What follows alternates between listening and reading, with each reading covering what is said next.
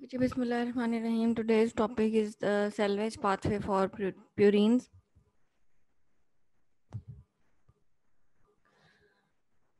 Salvage pathways are basically designed in human body because there is a lot of turnover of purine bases and a lot of turnover of cellular nucleic acids that can be used to resynthesize the corresponding nucleotides.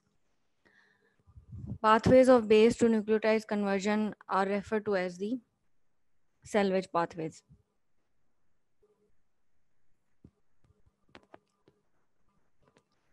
First point is the salvage of purine bases to nucleotides. This occurs with the help of two enzymes. First is adenine phosphoribosyl transferase, and second is hypoxanthine guanosine phosphoribosyl transferase. They are abbreviated as APRT and HGPRT. Both enzymes use PRPP as a source of ribose 5 phosphate group. PRPP कल आपने purine synthesis में पढ़ा था, जो ATP में हमने ribose sugar में जब हमने ATP ऐड की थी तो हमारे पास PRPP बना था. फिर आती है कि गुआनोसिन मोनोफॉस्फेट सिंथेसिस किस तरह से होती है. इसमें HGPRT एंजाइम का रोल है.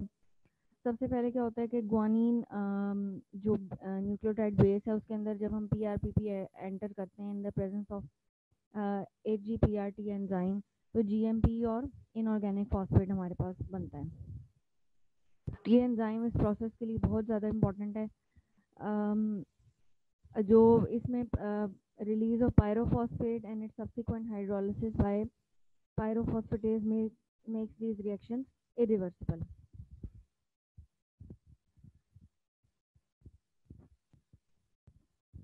Enzyme जो HGPRT है also converts another base hypoxanthine to its corresponding nucleotide. Inosine monophosphate hypoxanthine के साथ जब हम PRPP का reaction होता है in presence of HGPRT तो it forms inosine monophosphate और pyrophosphate inorganic. फिर बहुत इंपॉर्टेंट सिंड्रोम है, या आप लोगों ने लिपिनकॉट से करना है एज इट इज जैसे उसमें लिखा हुआ है कि हाइपोजेंथीन गुआनोसिन पायरोफॉस्फेट की जो एंजाइम की जो डेफिशिएंसी है that is known as Lesch Nyhan syndrome. Lesch Nyhan syndrome is an X-linked recessive disorder associated with complete deficiency of HGPRT. Deficiency जब होगी तो it leads to the inability to salvage hypoxanthine और guanine and excessive production of uric acid जो है वो बनेगा which is the end product of purine degradation. Salvage pathway जब नहीं होगा तो पीआरपीपी के लेवल ज़्यादा हो जाएंगे और आईएमपी और जीएमपी के लेवल कम बनेंगे बिकॉज पीआरपीपी तो यूज़ ही नहीं होगा ना, एंजाइम ही नहीं है यूज़ करने के लिए. इसका रिजल्ट क्या होगा? As a result glutamine phosphoribosyl pyrophosphate amido transferase जो रेगुलेटेड स्टेप है इन प्यूरिन सिंथेसिस उसके पास सबस्ट्रेट बहुत ज़्यादा हो जाएगा और इनहिबिटर्स कम हो जाएंगे और प्यूरिन की जो सिंथेसिस है वो बहुत ज़्यादा इंक्रीज हो जाएगी बिकॉज प्यूरिन का के जो अदर प्रोडक्ट्स हैं जो सेल्वेज होना है प्यूरिन ने वो तो यूज़ नहीं होगी तो प्यूरिन की सिंथेसिस जो है वो बहुत ज़्यादा हो जाएगी. The combination of decreased purine reutilization and increased purine synthesis results in increased degradation of purines and production of large amounts of uric acid. Purine जब बहुत ज़्यादा अमाउंट में बॉडी में बनेगी तो बॉडी उसको सेल्फ डिस्ट्रक्ट करेगी. जब बहुत ज़्यादा सेल्फ डिस्ट्रक्शन हो जाएगी प्यूरिन्स की तो यूरिक एसिड बहुत ज़्यादा बनेगा. और लीश-नायहान जो है वो यूरिक एसिड ज़्यादा बनने की वजह से इसको हम heritable cause of hyper uricaemia भी कह सकते हैं. क्लिनिकल प्रेजेंटेशन इसमें किस तरह की होती है? Formation of uric acid stones in the kidneys, urolithiasis कहते हैं इसको. इसके अलावा deposition of urate crystals in the joints, gouty arthritis and soft tissues.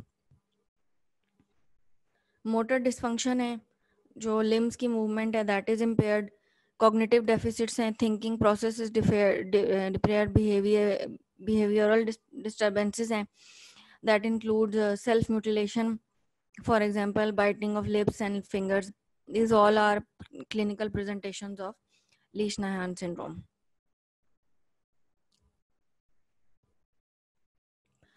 फिर उसके बाद जो दूसरा एंजाइम है adenine phosphoribosyl transferase APRT, that is important salvage enzyme for adenine.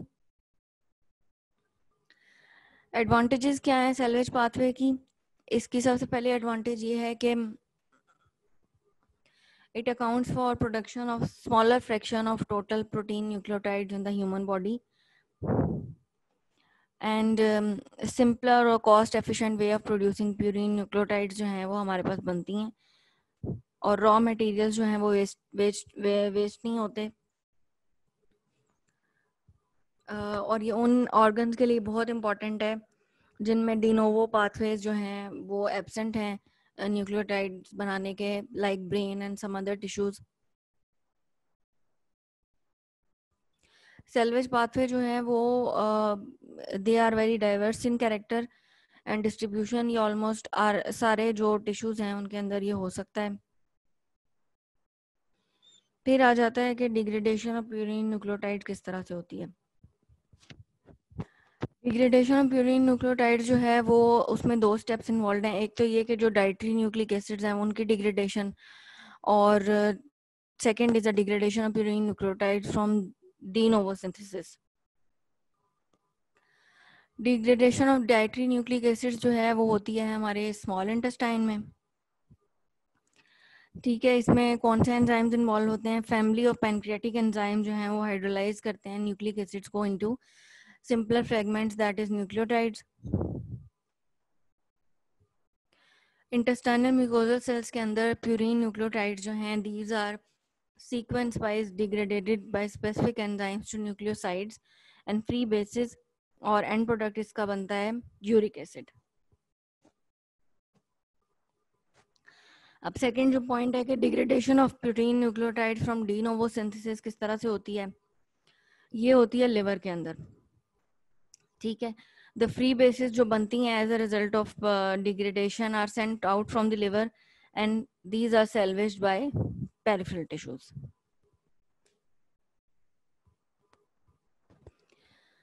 अब जो डाइटरी न्यूक्लिक एसिड्स डिग्रेड होते हैं इन स्मॉल इंटेस्टाइन, वो किस तरह से होते हैं कि सबसे पहले जो आरएनए के अंदर जो राइबोन्यूक्लिएजेस हैं और डीएनए के अंदर जो डीऑक्सीराइबोन्यूक्लिकेजेस हैं जो पेनक्रियास से एंजाइम सिक्रीट होते हैं, they hydrolyse the dietary RNA and DNA to smaller fragments that is oligonucleotides. Oligonucleotides के अंदर के ऊपर फर्दर एक्शन होता है पेनक्रियाटिक फॉस्फोडाइस्ट्रेसिस का, जिसमें mixture of 3 prime to 5 prime mononucleotides बनते हैं. और इंटेस्टाइनल म्यूकोजल सेल्स के अंदर एंजाइम्स होते हैं न्यूक्लियोटाइडेजेस जो कि मोनोन्यूक्लियोटाइड्स का फॉस्फेट ग्रुप रिमूव करके उसको सिंपल न्यूक्लियोसाइड्स में हाइड्रोलाइज कर देते हैं. और न्यूक्लियोसाइडेजेस जो हैं दीज फर्दर डिग्रेड कर देते हैं न्यूक्लियोसाइड्स को into free basis plus ribose sugars deoxy और राइबोज 1 फॉस्फेट. ये सारी जो प्रोसेस है लिपिनकॉट में लिखा हुआ है, ये पिक्चर भी वहीं से ली हुई है.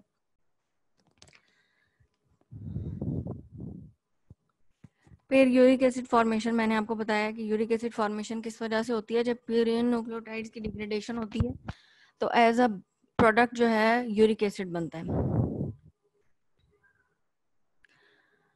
यूरिक एसिड फॉर्मेशन किस तरह से होती है कि एडिनोसिन मोनोफॉस्फेट जो है उसका हम अमाइनो ग्रुप रिमूव करते हैं टू प्रोड्यूस आईएमपी, और एंजाइम इसमें कौन सा यूज होता है? Adenosine monophosphate deaminase. ठीक है, फिर उसके बाद IMP and GMP are reconverted into nucleoside forms inosine and guanosine by the action of 5 prime nucleotidase.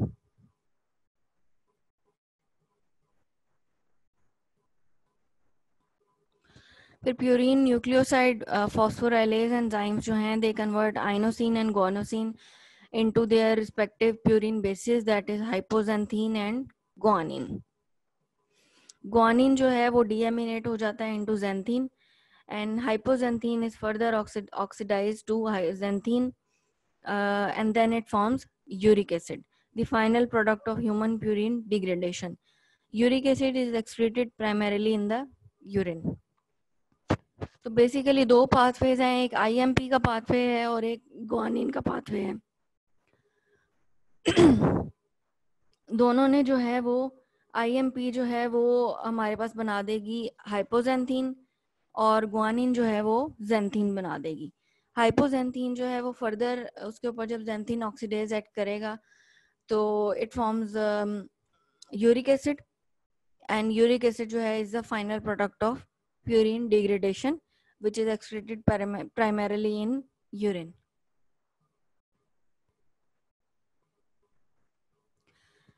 फिर there are some causes and consequences of hyperuricemia. क्योंकि uric acid in large amounts is not good for the body. It is barely soluble in plasma. So even a small rise in concentration leads to precipitation of uric acid crystals, जिसकी वजह से characteristic features of gout, hyperuricemia. Gout is a disease जिसमें joints का problem होता है, joints की swelling हो जाती है, especially जो foot का big toe है ना, इसकी swelling हो जाती है और later stages पे hands की भी swelling हो जाती है. That is a very painful condition because joints के अंदर जो urate crystals हैं वो जाके deposit हो जाते हैं और वो पेन कॉज करते हैं, इन्फ्लेमेटरी रिएक्शन वहाँ पे होता है और वहाँ पे पेन होती है। हाइपरयूरिसीमिया दो वजह से हो सकता है। एक तो ये कि under excretion of uric acid, either ये कि किडनीज जो हैं वो यूरिक एसिड को एक्सक्रीट नहीं कर रही तो वो बॉडी में एक्यूमुलेट हो रहा है, या फिर ये कि यूरिक एसिड की प्रोडक्शन बहुत ज्यादा हो रही है और kidneys are unable to filter all that uric acid into the urine. तो इसके दो जो हैं वो कॉजेज हैं हाइपरयूरिसीमिया के।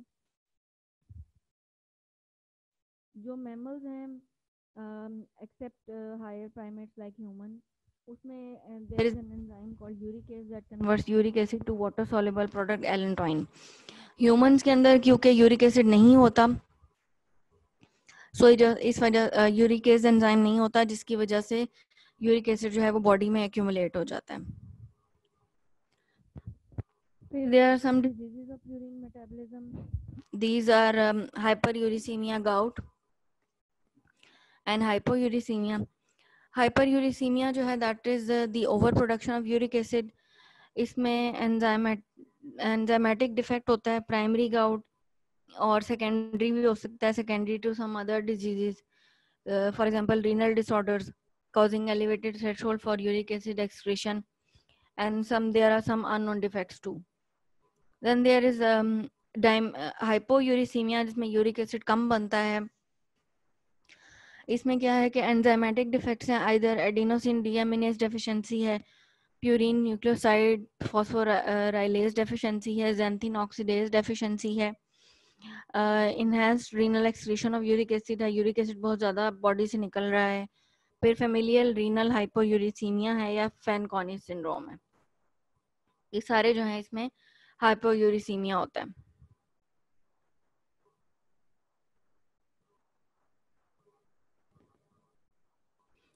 Gout is a very common condition और इस पे काफ़ी बार सिनेरियो बेस्ड क्वेश्चंस भी आते हैं, तो इसके आपको सिम्टम्स और लैब जो भी लैब की वो आती हैं डिरेंजमेंट्स वो आपको थोड़ी बहुत पता होनी चाहिए।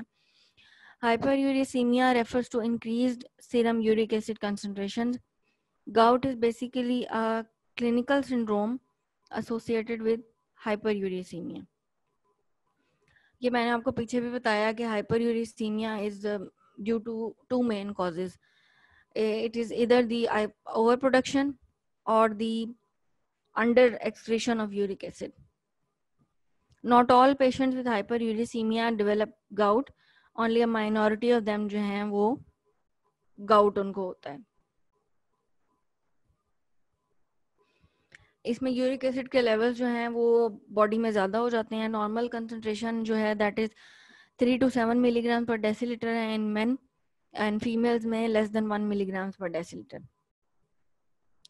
इसमें क्लिनिकली इसमें क्या क्या चीज़ें होती हैं, एक तो ये कि हाइपरयूरिसीमिया होगा, सेकेंडली के रिकरेंट एक्यूट आर्थराइटिस होगा, मतलब ये कि बार बार पेनफुल जॉइंट्स जो हैं वो पेनफुल जॉइंट्स जो हैं उसके साथ प्रेजेंट करेगा patient.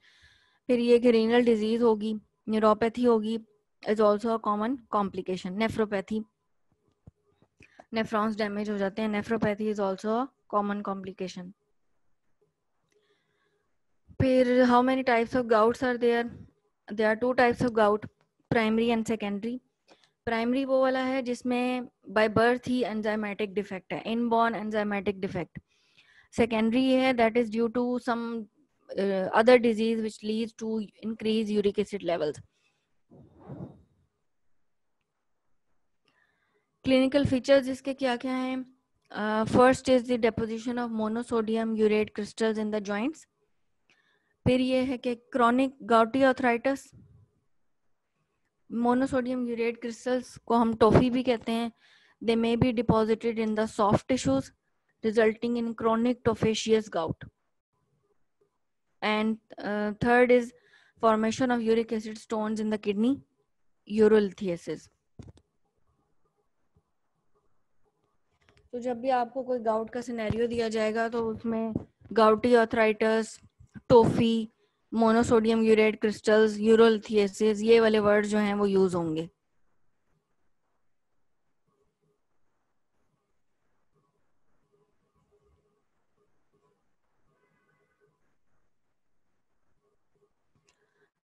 Primary gout, primary gout किस वजह से होता है? This is due to disorder with increased purine synthesis. Enzymatic defects leading to increased purine synthesis are increased activity of PRPP synthetase, glucose 6-phosphatase deficiency, deficiency of HGPRT enzyme, and second is under excretion of uric acid.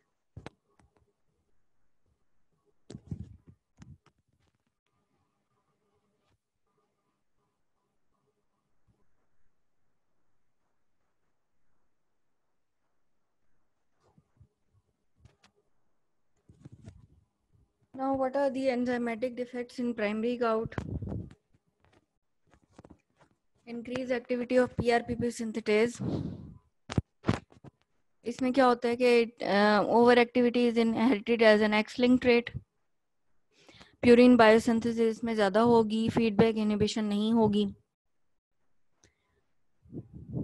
And there is increase Vmax और लो Km for ribose 5-phosphate। फिर glucose 6-phosphatase deficiency है, या आप लोगों ने वो glycogen metabolism में भी पढ़ी होगी, that is a von Gierke's disease. इससे क्या होता है कि intracellular accumulation of glucose 6-phosphate that forms pentose ribose, और जब राइबोस शुगर ज्यादा होगी, राइबोस फॉस्फेट ज्यादा होगा, तो उससे प्यूरिन सिंथेसिस भी ज्यादा होगी, जिसकी वजह से यूरिक एसिड ज्यादा बनेगा। फिर HGPRT मैंने आपको बताया, that is a Lesch Nyhan syndrome. Lesch Nyhan syndrome में HGPRT एंजाइम की डेफिशिएंसी होगी, that is an X-linked trait causing increased purine synthesis by a 3-fold mechanism। और इसमें recycling of the substrate basis like हाइपोजेंथीन and guanine is impaired, so they form increased uric acid। हाइपोजेंथीन की जो and product है that is uric acid.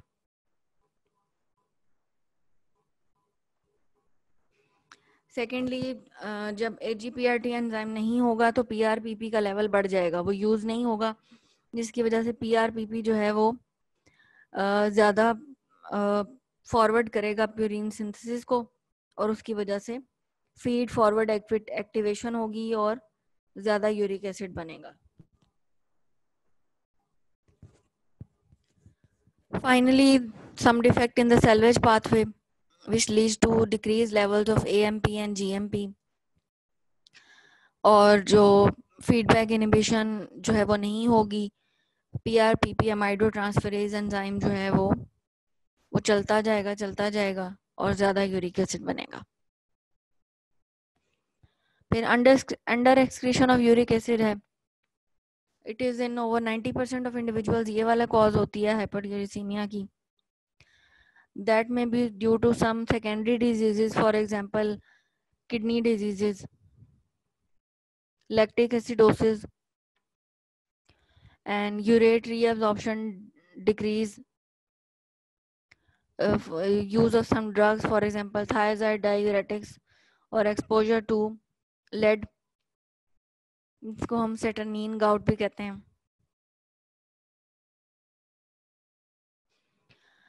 फिर एक term है secondary gout. Secondary gout ये है कि कोई और डिजीज हो जिसकी वजह से, जिसके रिजल्ट, जिसकी कॉन्सिक्वेंसेस की वजह से यूरिक एसिड का लेवल बॉडी में ज़्यादा हो जाए। वो कौन कौन सी डिजीज हैं? फर्स्ट ऑफ ऑल तो उसमें मेलिग्नेंसीज आ जाती हैं, like हेमाटोलॉजिक blood malignancies and leukaemias, multiple myeloma जो बोन्स का कैंसर है, दैट लीड्स टू, उसकी वजह से, इस कैंसर की वजह से सेल्स ज़्यादा बढ़ते हैं, कैंसरस सेल्स, फिर वो डिस्ट्रक्ट भी ज़्यादा होते हैं। जब वो डिस्ट्रक्ट ज़्यादा होते हैं तो वो यूरिक एसिड ज़्यादा प्रोड्यूस करेंगे, तो उसकी वजह से भी गाउट हो सकता है। फिर सेकंड इसकी कॉज है क्रॉनिक रीनल फेलियर। फिर है use of diuretics and alcohol, and urinary excretion of uric acid falls in starvation as well. Starvation में भी यूरिक एसिड के लेवल ज़्यादा हो जाते हैं।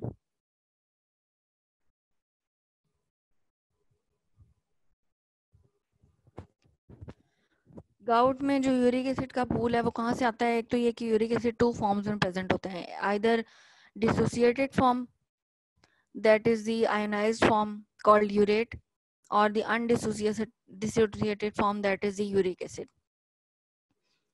फिर इसके अंदर कुछ ऐसा पूल भी है जो बाकी चीज़ों के साथ मिसेबल होता है और बाकी चीज़ों के साथ कंबाइन हुआ होता है, that may be around 1200 milligram in normal subjects और 3000 milligrams in patients of gout।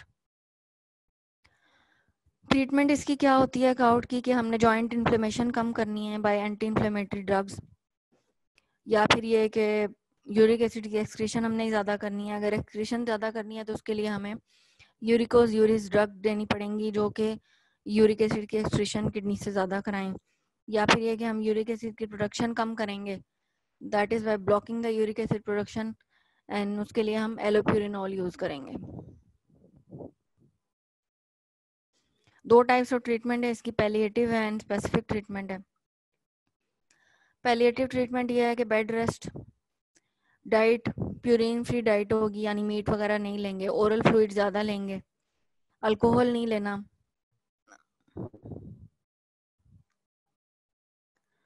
Anti inflammatory drugs लेंगे लाइक कॉल्चिसिन, एक्यूट अटैक्स में हम कॉल्चिसिन देते हैं। कॉल्चिसिन क्या करती है कि वो सप्रेस करती है सिंथेसिस को, और जो भी केमिकल फैक्टर्स आते हैं ना जॉइंट्स के अराउंड इन्फ्लेमेशन कॉज करने के लिए, उसको रिड्यूस करती है। एनासिड्स दे सकते हैं हम, लाइक एंडोमेथासिन, डाइक्लोफेनाक, पायरोक्सिकैम, फेनोप्रोफिन, आइब्यूप्रोफिन, ये सारी हम दे सकते हैं। फिर स्टेरॉइड्स दे सकते हैं लाइक प्रेडनिसोलोन। रिकरेंट अटैक्स जिन लोगों में होते हैं उनमें स्टेरॉइड दे सकते हैं। स्पेसिफिक ट्रीटमेंट क्या है कि सबसे पहले इसका एम ये है कि हमने यूरिक एसिड का लेवल ब्लड में कम करना है। 3 वेज हैं इसकी जिससे हम स्पेसिफिक ट्रीटमेंट कर सकते हैं। एक तो ये कि रीनल एक्सक्रीशन कम करें यूरिक एसिड की, सिंथेसिस कम करें यूरिक एसिड की, और ऑक्सीडेशन यूरिक एसिड की ज़्यादा करें। यूरिकोज यूरिक ड्रग जो हम यूज़ करते हैं, दीज आर सैलिसिलेट्स एंड प्रोबेनिसिड। ये क्या करती हैं कि they cause the increase renal excretion by inhibiting the tubular reabsorption of uric acid। फिर सैलिसिलेट्स हैं, ये डोजेज आपको याद करने की ज़रूरत नहीं है, जस्ट आप इसका नाम याद रखें कि सैलिसिलेट्स इसमें यूज़ होते हैं। सैलिसिलेट्स जब हम हायर डोजेज में देते हैं तो वो यूरिक एसिड की रिटेंशन को कम करते हैं, अगर कम डोज में देंगे तो वो यूरिक एसिड की रिटेंशन करवाते हैं।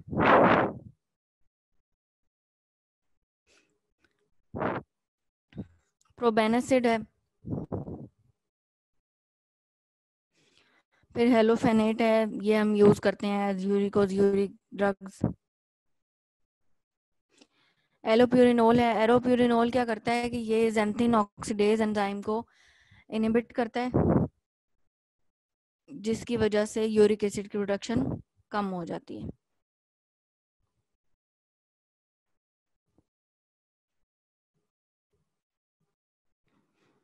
ज़ैंथीन ऑक्सीडेज एंजाइम जब इनहिबिट हो जाएगा तो हाइपोजेंथीन जो है वो यूरिक एसिड में कन्वर्ट नहीं होगा। हाइपोजेंथीन और ज़ैंथीन बॉडी में ज़्यादा हो जाएंगे, पर हाइपोजेंथीन और ज़ैंथीन जो हैं these are more water soluble as compared to uric acid, so they are not harmful for the body.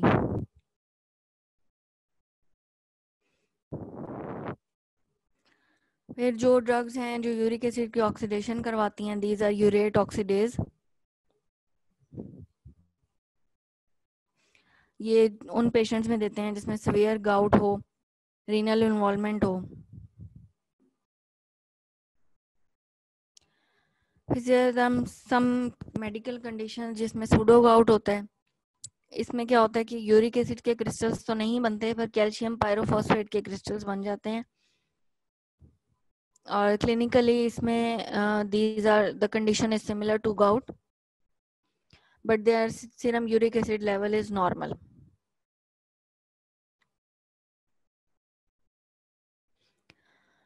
फिर हाइपोयूरिसीमिया, मैंने आपको पहले भी बताया कि हाइपोयूरिसीमिया किस वजह से हो सकता है। एक तो ये कि यूरिक एसिड की प्रोडक्शन कम हो रही है।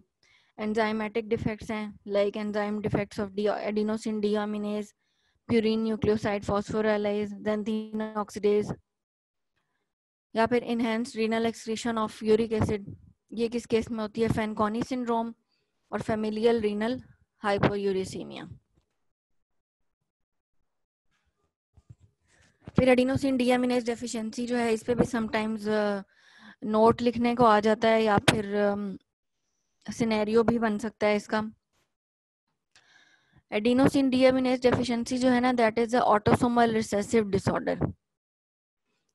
एंड एडिनोसिन डीएमिनेज का नॉर्मल फंक्शन क्या है कि it catalyses the deamination of adenosine to inosine and deoxyadenosine 2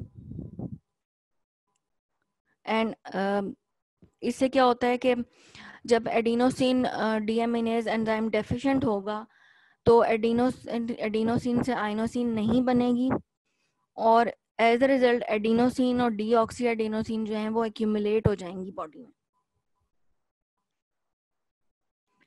और जब डीऑक्सीएडेनोसिन जो डीएनए की जो एक बेस है, डीऑक्सीएडेनोसिन जब ज्यादा हो जाएगी बॉडी में, तो वो क्या करेगी? that is toxic to lymphocytes and suppresses the immune function.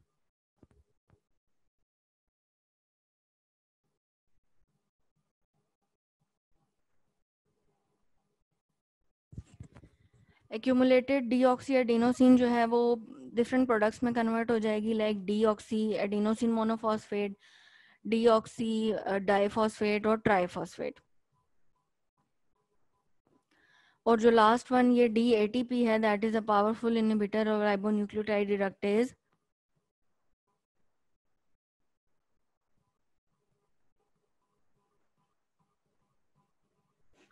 जब राइबोन्यूक्लियोटाइड रिडक्टेज इनहिबिट हो जाएगा तो उसकी वजह से बहुत सारे जो डीएनए बनाने वाले प्रिकर्सर्स हैं वो भी इनहिबिट हो जाएंगे, स्पेशली जो लिम्फोसाइट्स हैं उसके ऊपर इसका ज़्यादा फर्क पड़ेगा।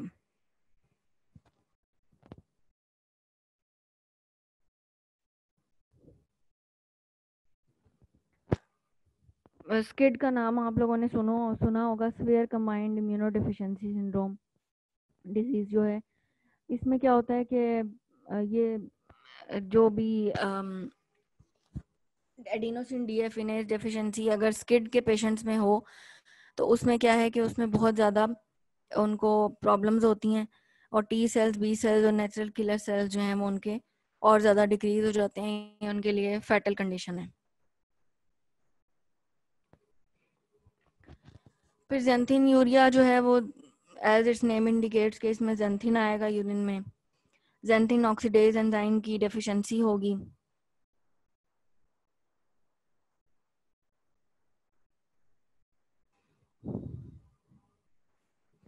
एंड इसका ज़्यादा जो है वो पता नहीं चलता, mostly it goes without without symptoms and goes unnoticed.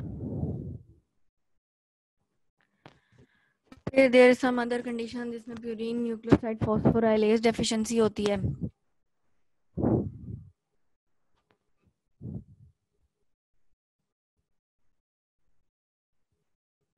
Normally ये एंजाइम क्या करता है कि it converts inosine to hypoxanthine and guanosine. Deficiency अगर होगी तो जो भी इसकी जो रिएक्टेंट्स हैं वो एक्यूमुलेट हो जाएंगे, लाइक आइनोसिन और गुआनोसिन जो हैं वो एक्यूमुलेट हो जाएंगे,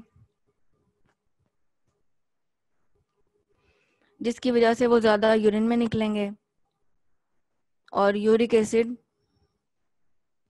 जो है वो कम बनेगा और कम निकलेगा बॉडी से.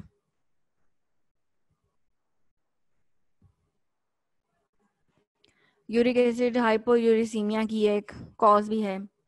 ठीक है, ये कौन सा एंजाइम इसमें डेफिशिएंसी है? PNP, purine nucleoside phosphorylase deficiency.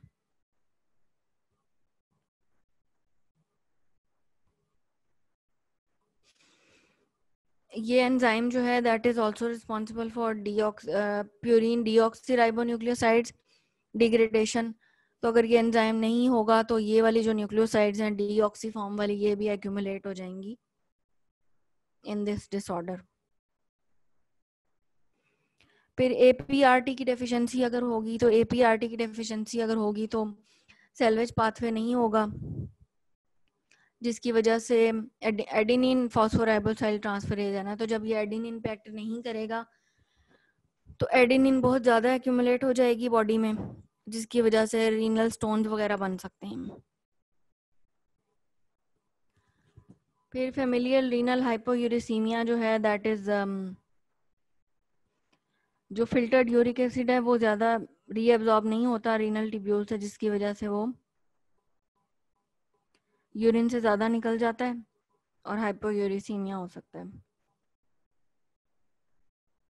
So that's all was about the salvage pathway of purines.